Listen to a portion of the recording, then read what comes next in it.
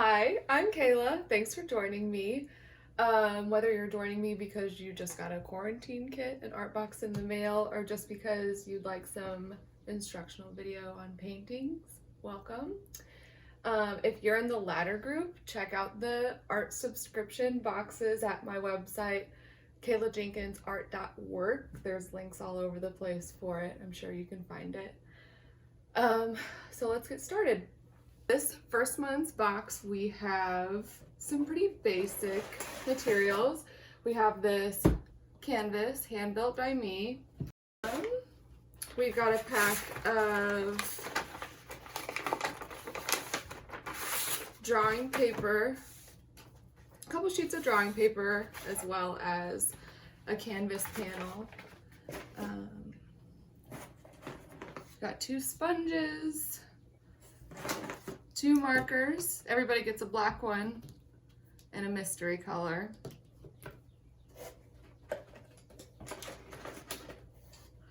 These customized brushes painted by me. They'll be customized every month, and there'll be different styles and different sizes of brushes every month. And a handful of colors of paint. This month I kind of wanted to start everybody off on close to primary colors. Just primary colors can be difficult to work with, but these are kind of like a deep red.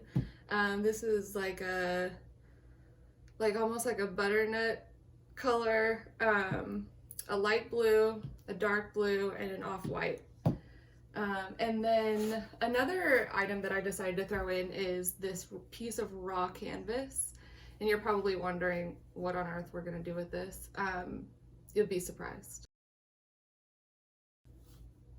So I'm going to start with a caveat. Sometimes painting can be oddly stressful. It can be a little bit intimidating. The best piece of advice that I can give you is literally to just have fun with it. Part of being an artist and part of practicing art is sometimes you make things you don't like, and that's totally okay. I make things all the time that I don't like, and I just walk away from it and come back the next day and try over and just like totally paint over it sometimes. So don't feel like you have to make some wonderful piece of art on your first try or your second. But for practice, these pieces of drawing paper are really good. You can kind of use these to play with the paint that I gave you, play with the brushes and play with the sponges, just kind of get an idea of like how everything works, how it feels, how the paints mix. Oh, that being said, I'm a huge fan of reduce, reuse, recycle. So if you can, use some of this extra paper or this box as your palette. Let's get started. Make sure before you start squirting out your paint that you shake it up a little bit. I would suggest putting some old newspaper or some old grocery ads down before you start, just to keep things clean, especially if you're on a table you particularly like.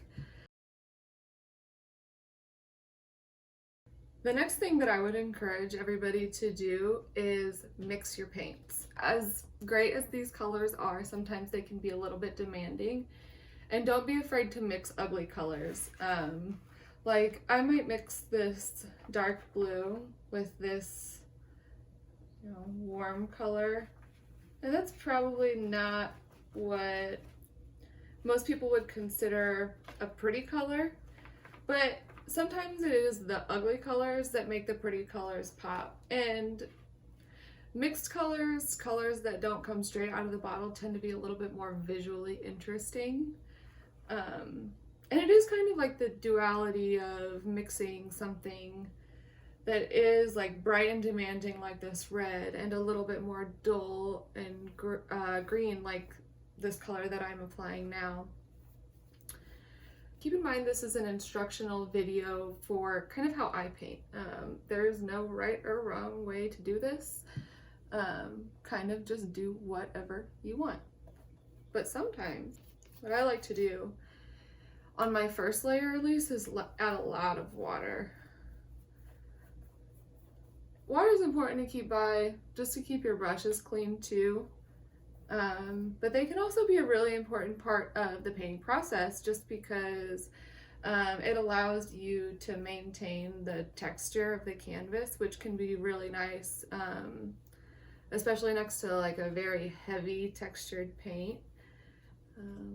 But sometimes I just like to start with like a really nice, almost like translucent color base. Something that isn't so crazy, but gives me a good start.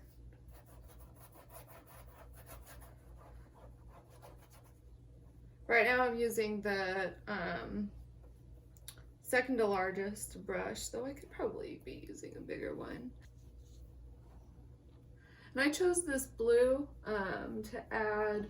Sometimes it can be more interesting on canvas to, instead of mixing on your palette, actually mix on the canvas. For example, sometimes I like to take a big fat brush like this, dip one side in one color, dip one side in another color, like this.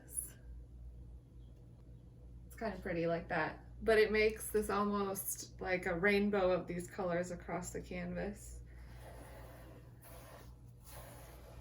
Oh my gosh, I love that. The spots where there's more water, it's like really bleeding into the green and like mixing really well. I love that.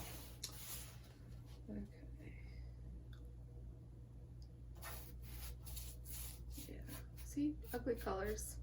Ugly colors can be nice. Over here. Okay. Oh, that's mixing to a nice purple there. All right. So I really like how this has started, and especially if you're using a lot of water and a lot of different colors, one of the most helpful pieces of advice for something like this is sometimes just walk away.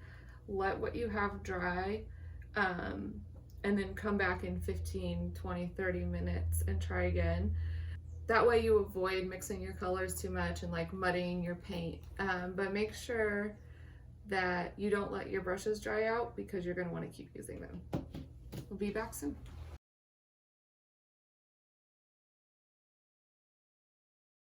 Alright, so we've let our canvas dry. It looks really nice. I really like how the colors have sat.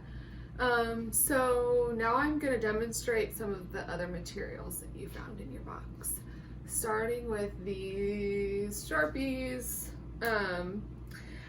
I really almost always use the black ones. It just like makes a really nice definitive line. It makes an abstract painting look a little bit more modern, especially when there's a lot of mixed colors going on. And I kind of like to do one of two things with this. I either like to take a straight edge on something like this and kind of just like make straight lines down the canvas. It's kind of a nice way to help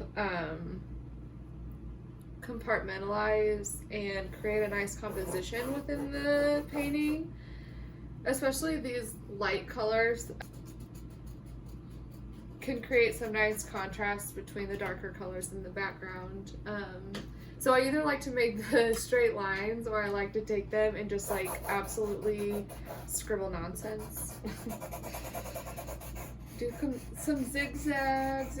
I'll do some other like funny little patterns to intersect lines, to make triangles. And I don't really have any rhyme or reason why I'm putting lines in certain places or why I'm putting brush strokes in certain places. It's just kind of because I feel like it. Hi, Coco.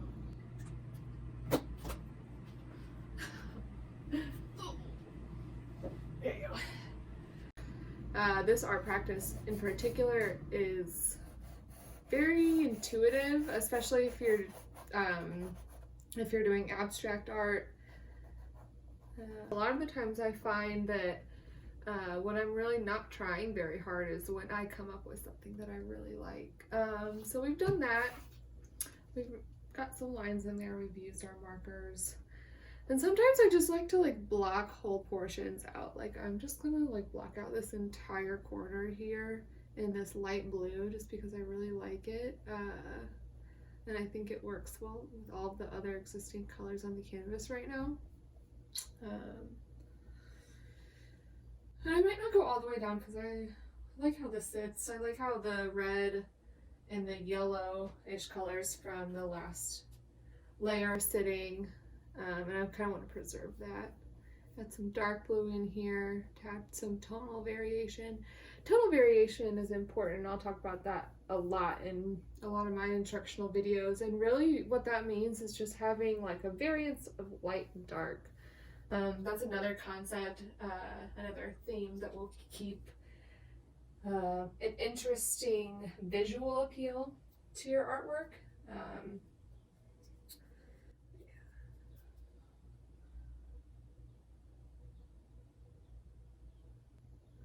Sometimes I don't even like to blend the texture or blend the two different colors of paint all the way, just because sometimes seeing the brush strokes is a very interesting part of the painting. It draws your eye and creates some texture.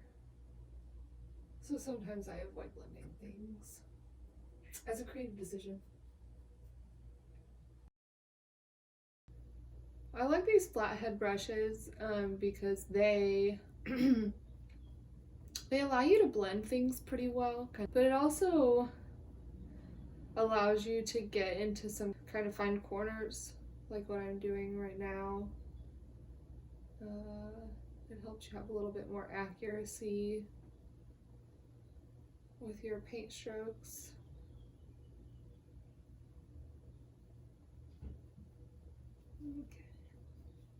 Okay, so here's the part I've been really wanting to show you guys. The raw canvas paper. It's kind of a strange thing to think of as far as tools, but that's exactly how we're going to use it. So if you're familiar with any type of printing, or even if you're not, it's exactly what it sounds like. The concept of printing would basically be if I colored this sponge red and then I pressed it on this piece of paper, it would create a print of the red. And that's basically what we're going to do with this piece of canvas. We're going to take the canvas and we're just going to put some paint on it. Cover it in paint. Use some of this white here. And really gloop it up. You really can't be too generous with this. And then we're going to take our painted canvas paper, our raw canvas paper, and we are going to press it on to the canvas that we're working on. And you can use your fingers to kind of like rub the paint in. Something I like to do sometimes is take your water, your big brush, and just kind of like brush some water on the back of the canvas. It makes it a little bit more like it allows the paint to kind of seep through and kind of make some extra textures. I love using water when I paint.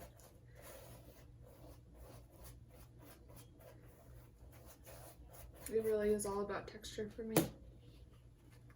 So I'm going to pull this up kind of like halfway because I want to see what it's done so far and if I really like it.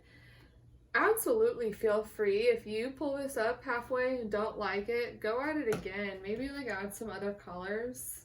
I'm just going to add some blue like right here, right onto the canvas. Roll it out with the fingers, press it out, you know, do whatever you feel like you need to do. Like I said, all of this is very intuitive, so, and it can always be painted over if you don't like it. So I'm gonna pull this up, and it created kind of a nice blend and a nice like texture. But what I really like is the blend that it did on the actual raw canvas. And sometimes what I'll do is after I've finished a piece, I'll take this extra raw piece of canvas and cut it up into kind of some smaller pieces and actually like sew it onto the canvas so it's a whole extra element that's added onto the painting.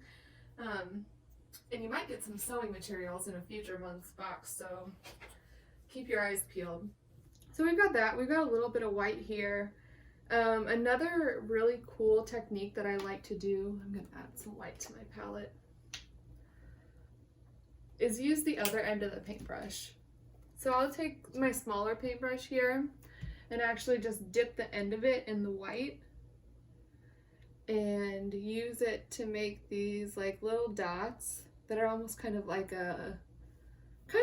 paint splatter, but not so much. It's more controlled, and it's just kind of like these little tiny bits of white paint. You can do this with any color. You can do as many as you want. You can do 3, you can do 30. I tend to like to do a lot. And I just kind of put them wherever I feel like. It really doesn't matter. There's no right place for this to be. So yeah, we're just gonna. Alright, so that looks cool. I like that. I like how this is going so far. And the only other thing we really haven't covered yet are these awesome sponges. And something I really like to do with this is for like blending purposes too. It gives a really nice even blend, but it can also produce like a really good amount of texture. If you come in with a sponge on paint that's already down and just kind of like blot at it, it will blend it really nicely. But also you can do something where I just take the sponge and dip it in a big chunk of paint, and it creates this really nice, like almost bubbly texture. It's almost reminiscent of like a sandy texture, if you will. Like a resin sand is a type of texture you can buy. But you're kind of creating that on your own. And it is kind of nice too. I know we did our first layer and then we walked away and let things dry. But it wasn't just our canvas drying, it was also our paints. What happens when our paints dry is they become thicker, which makes it easier to get this really luscious texture out of them, which is exactly what I'm doing with this sponge here. I like this really deep red color on the turquoise blue, but I'm gonna add some white just to kind of like chill it out. Sometimes too many colors can not be the best thing. But yeah, I really like how this texture is coming along. That's great. And I gave you 2 sponges. You can always wash these and reuse them, but sometimes the colors get muddied on these really easily. I think I'm gonna let this dry one more time, come back to it, and do some other things, and I think we'll be done.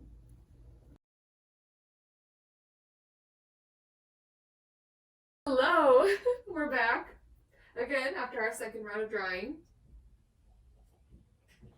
And I really like what we've got down so far. There's a lot of different colors and a lot of different textures going on. And I really feel like this is coming to a close. This is starting to look like a finished piece.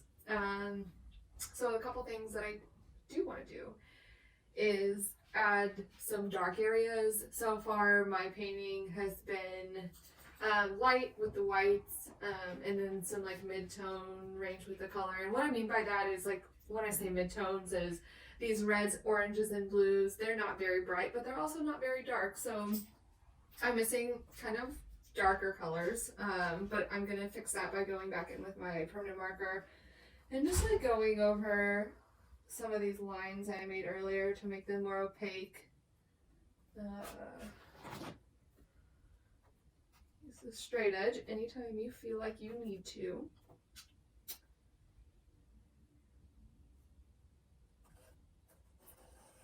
A ruler or a piece of cardboard would work just fine with this as well. I really love the look of fine lines, and that's why I utilize Sharpies in my paintings as much as possible. Makes it a little bit easier. Paint can be so unpredictable sometimes. Okay.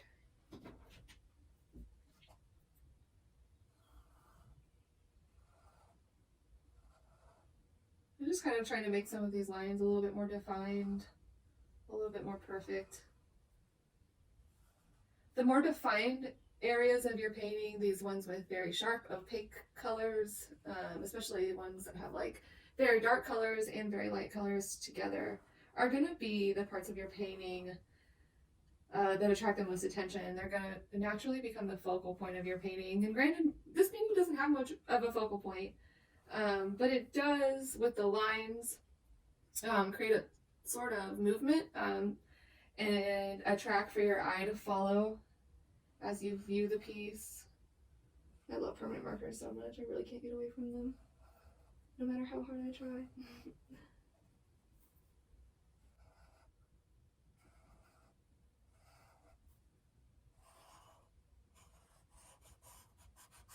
And I'm going to add some extra stuff here, just because I feel like it. I love that. Okay.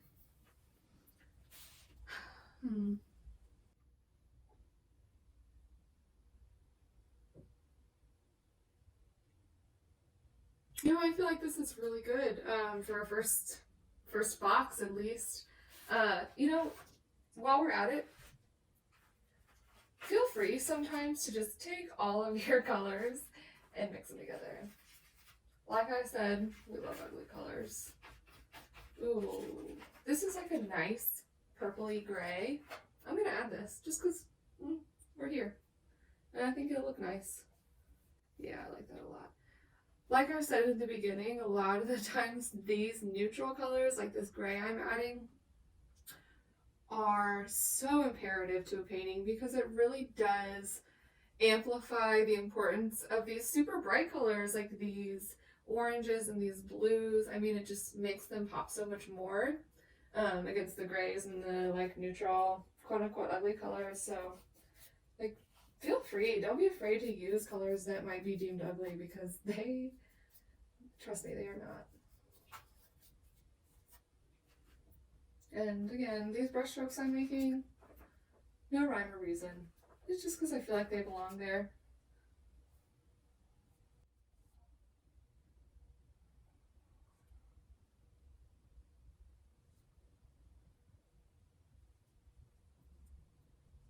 Okay.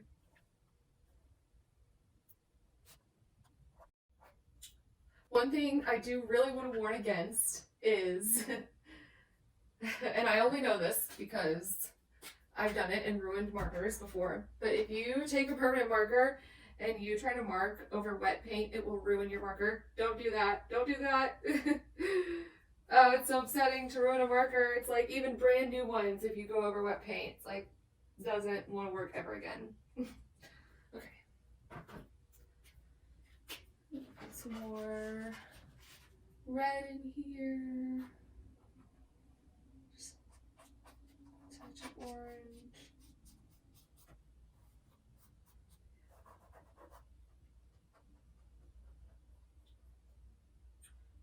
And don't be afraid to use your fingers. You've got a tool that you didn't need to be sent in the mail, and it's your finger. Finger can be a nice blending tool. Gives you a little bit more control over what you're doing.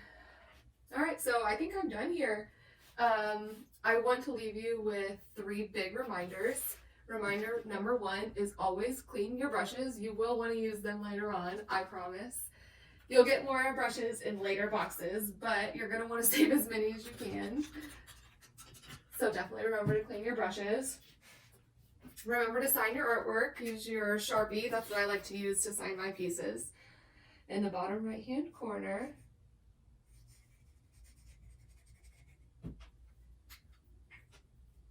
And don't forget to share your creations on social media. I want to see what you guys have painted. I want to see how it turned out for you guys. So please share using the hashtag MyKitCreation on Instagram, on Facebook, on Twitter, whatever you use. We want to see it.